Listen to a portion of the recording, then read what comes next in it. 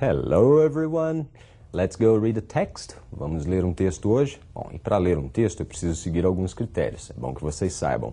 Um primeiro passo que pode ajudar bastante é sempre ler o texto superficialmente uma primeira vez. Dar aquela famosa corrida de olho nas linhas, no texto, para que você se familiarize com as palavras que você já conhece, aqueles termos cognatos que parecem com o português, e para que você também reconheça aquelas palavras em inglês mesmo, verbo to be, are, is, am e algumas outras, que você não consegue fazer uma comparação direta com o português, mas também já consegue reconhecer.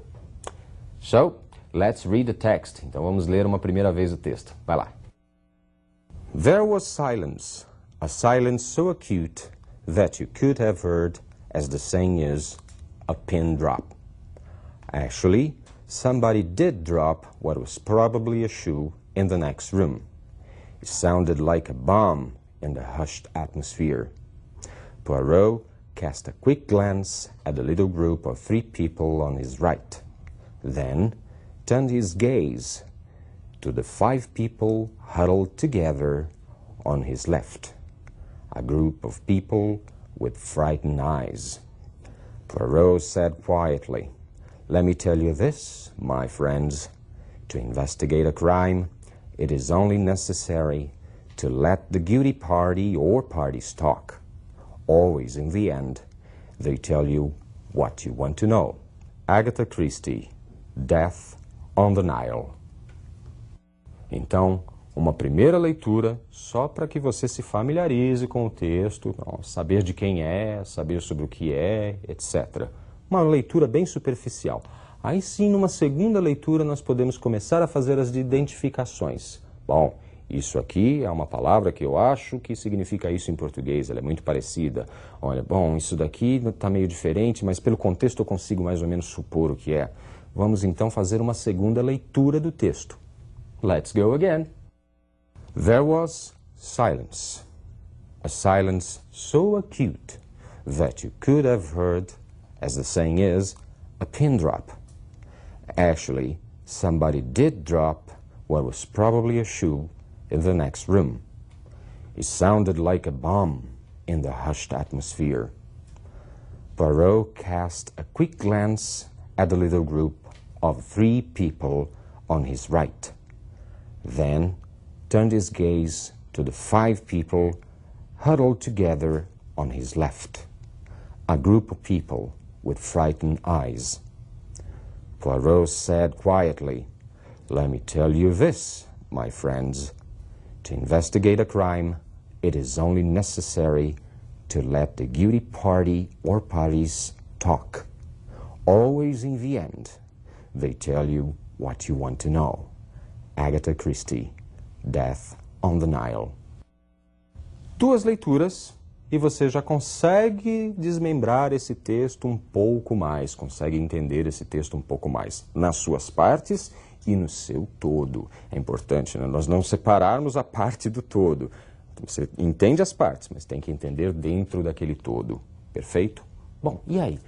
Mesmo assim ainda não foi o suficiente? Professor, bom, leia o texto mais uma, até você considerar o suficiente. Fala, bom, agora cheguei num ponto onde eu tive o máximo. E aí você pode ir para as suas alternativas, para as questões.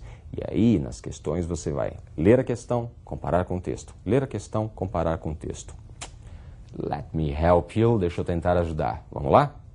O texto provavelmente foi tirado de um romance de aventura. Se essa fosse uma alternativa dentro de uma questão de vestibular, ela estaria mais para o verdadeiro ou mais para o falso? Eu tenho que buscar no texto algo que justifique ou algo que seja uma oposição, algo que se oponha a essa alternativa.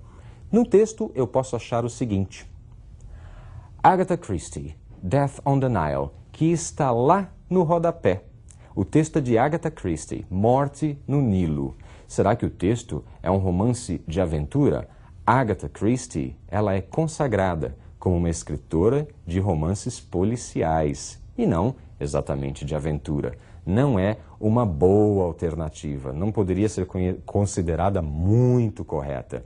E uma outra pista que nós temos é a seguinte: to investigate a crime.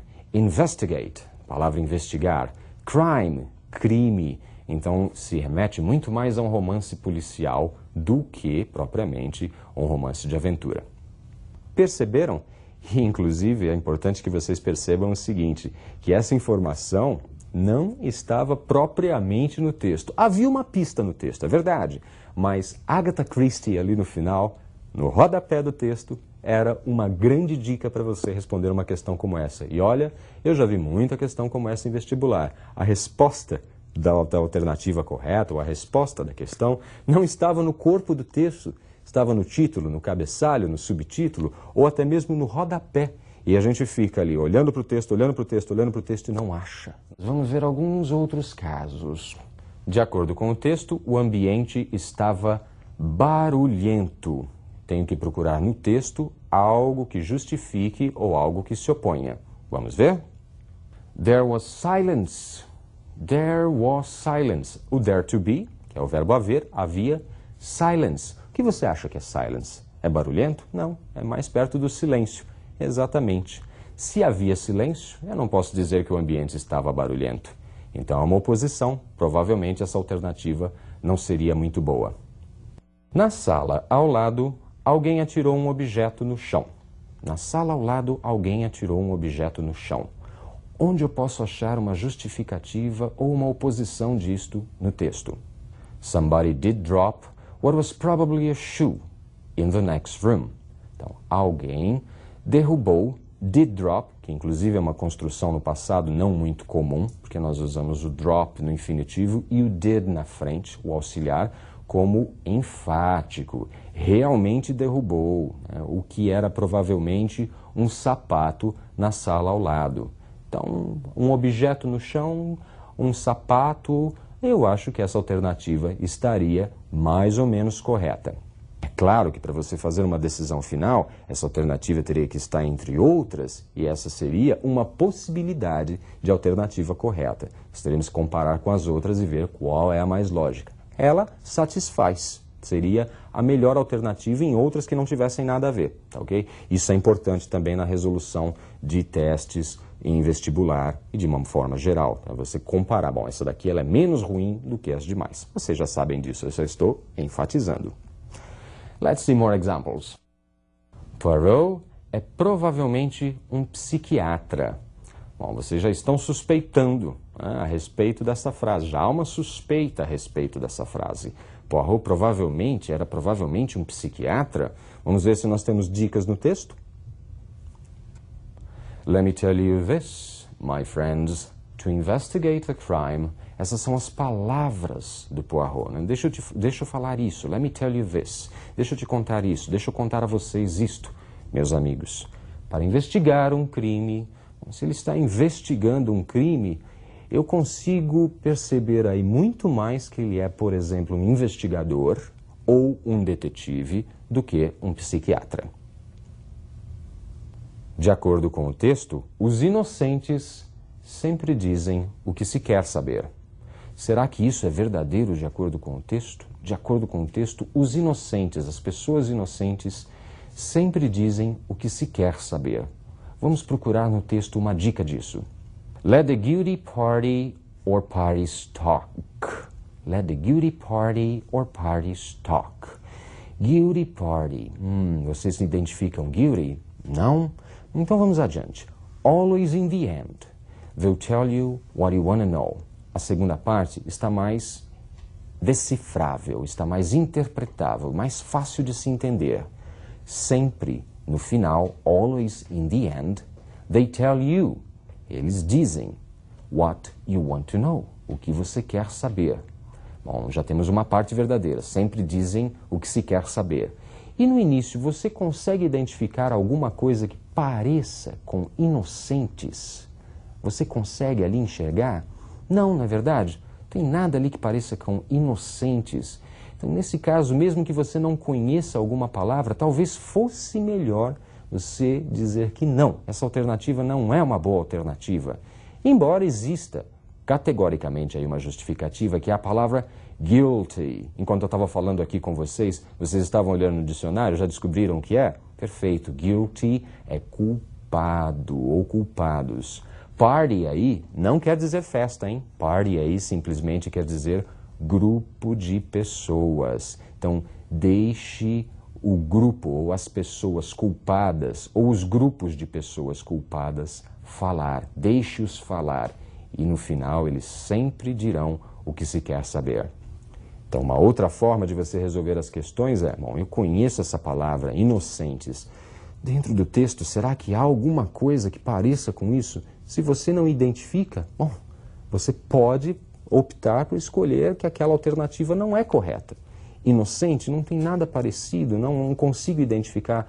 É uma maneira de se resolver. Às vezes você dá um tiro no escuro e infelizmente erra, mas na hora da emergência, bom, alguma coisa precisa ser feita, não é mesmo? E sempre dentro de uma lógica, com o texto. Por isso que eu falo, você não pode separar a parte do todo. Seguindo a ideia completa do texto, você consegue chegar o mais próximo possível do que seria correto. All right? Let's see one more example. Segundo o texto, havia 3 pessoas à esquerda de Poirot. Segundo o texto, havia 3. Todo mundo lembra como é que fala 3 em inglês, não é? 3. E esquerda? Left. Vá para o texto procurando isso. Lá você vai achar. Poirot cast a quick glance at the little group of 3 people on his right. 3 pessoas à direita, à sua direita. Então, se ele está falando na alternativa de 3 pessoas à esquerda, não é verdadeiro. Não seria uma boa alternativa para ser escolhida. O texto diz que os amigos de Poirot investigarão um crime. Os amigos. Vocês lembram da palavra amigos, não é isso? Friends. Investigar, investigate. Crime, crime. Vá para o texto procurando estas palavras. Lá nós acharemos o seguinte fragmento. Let me tell you this, my friends. To investigate a crime, it is only necessary, etc. Já tenho aí a resposta. Deixa eu contar uma coisa, meus amigos. To investigate a crime, para investigar um crime. Então esse to que está aí não é futuro, é diferente daquele futuro que nós vimos na aula passada, é uma frase diferente, que é aquela coisa de verbo to be mais o to mais o outro que pode significar futuro. My friends, por exemplo, are to investigate, mas eu tenho aí my friends, vírgula, é uma próxima frase, é uma próxima oração. Então my friends não é o sujeito da frase seguinte, isso está separado. Então ele simplesmente está dizendo, deixa eu contar uma coisa, meus amigos, para investigar um crime, etc, etc. Então uma alternativa que não seria muito boa, porque não está dizendo que os amigos investigarão um crime. Perceberam que para resolver então alternativas, para eu decidir o que é verdadeiro e o que é falso, eu vou poder lançar mão de um entendimento geral do texto sobre o que é, para eu começar a atribuir algum sentido e ter uma lógica no meu pensamento. 2. As construções também nos ajudam. 3. O vocabulário, palavras cognatas ou não cognatas, aquelas familiares. É isso aí. Pouco a pouco nós vamos conseguir. Practice makes perfect. A prática leva à perfeição. So, try hard, study hard. See you. Bye-bye.